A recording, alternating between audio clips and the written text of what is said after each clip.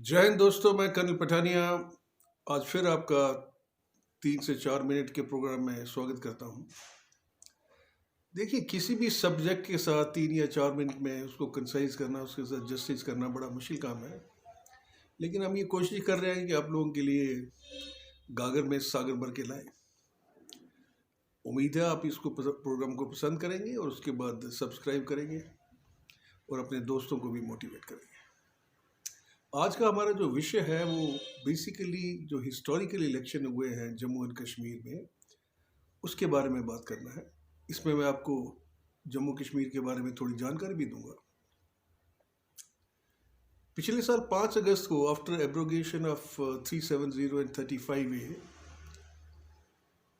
JNK की state जो थी वो 2 हिस्सों में बट गई। एक तो लद्दाख यूनियन टेरिटरी बन गई और दूसरी यूनियन टेरिटरी बनी हमारा कश्मीर और जम्मू। अभी इसमें तकरीबन जब हम दोनों इस टेरिटरी की बात करते हैं, union territory Jammu and Kashmir, इसमें तकरीबन 26,000 स्क्वायर किलोमीटर जो एरिया है वो जम्मू में आता है और तकरीबन 16 के करीब कश्मीर में आता है। पॉपुलेशन यहाँ की एक only Muslim majority state and Muslim की पॉपुलेशन दोनों रीजन में, जम्मू और कश्मीर रीजन में तकरीबन 68% है। बाकी 2-3% क्रिश्चियन है और 28-29 के करीब हिंदू है।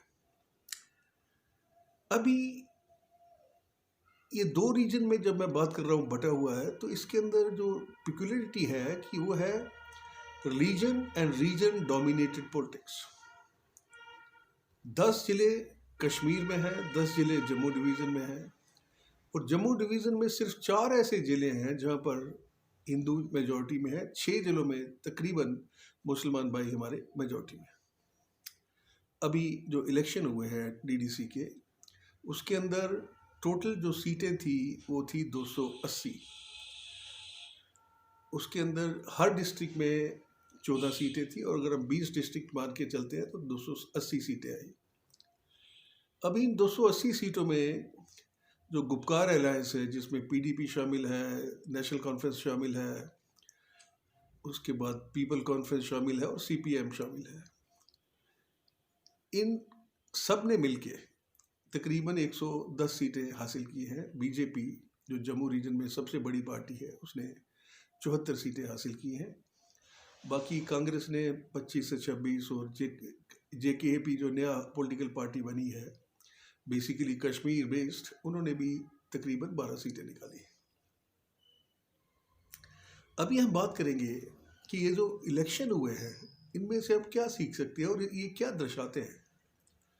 सबसे पहले ये देखिए कि जो जम्मू कश्मीर के लोगों ने मिलिटेंसी के बावजूद, कोविड के बावजूद और इतनी सर्दी के बावजूद बढ़ चढ़ के हिस्सा लिया। कश्मीर इटसेल्फ जहाँ बहुत कम वोटिंग होती थी, तकरीबन 35% वोटिंग हुई है। जम्मू रीजन में ये 60 के करीब पहुँच गई है। तो मैं तमाम लोगों को मुबारकबाद देता हूँ डेमोक्रेसी के इस पर्व में हिस्सा लेने के लिए। उसके बाद जो गुपकार अलायंस की जो डिविजिव पॉलिटिक्स है, क्योंकि वो क्लेम कर रहे हैं कि रेफरेंडम उनके फेवर में गया है, लेकिन ये बात नहीं है, क्योंकि ये रेफरेंडम जो है ये पोस्ट एब्रोगेशन और नेशनल इंटीग्रेशन के बाद ये उनके खिलाफ गया है। गुपकार अलायंस जो कश्मीर में 10 सीटें हैं उसमें सिर्फ 5 में वो अपनी जो काउंसिल है वो फॉर्म कर पा रहे हैं, जबकि BJP सिर्फ जम्मू रीजन में ही 6 काउंसिल फॉर्म कर रही है। एक और जो अच्छी बात इस इलेक्शन में देखने को नजर आई वो थी इंडिपेंडेंस की परफॉर्मेंस। तकरीबन 50 इंडिपेंडेंट जीते हैं। इसका मतलब ये है कि लोगों ने दोनों पार्टियों को प्रेफर नहीं किया और इंडिपेंडेंट को प्रेफर किया। दूसरी बात जो आ जाती है कि पाकिस्तान का इसके अंदर काफ़ी इंटरेस्ट है, लेकिन वो कुछ ज़्यादा रोल प्ले नहीं कर पाए। तो ये सारी चीज़ें मद्देनज़र रखते हुए मैं पूरी जम्मू कश्मीर की जनता को मुबारकबाद देता हूँ for a historical and successful conduct of district development council election. जय हिंद।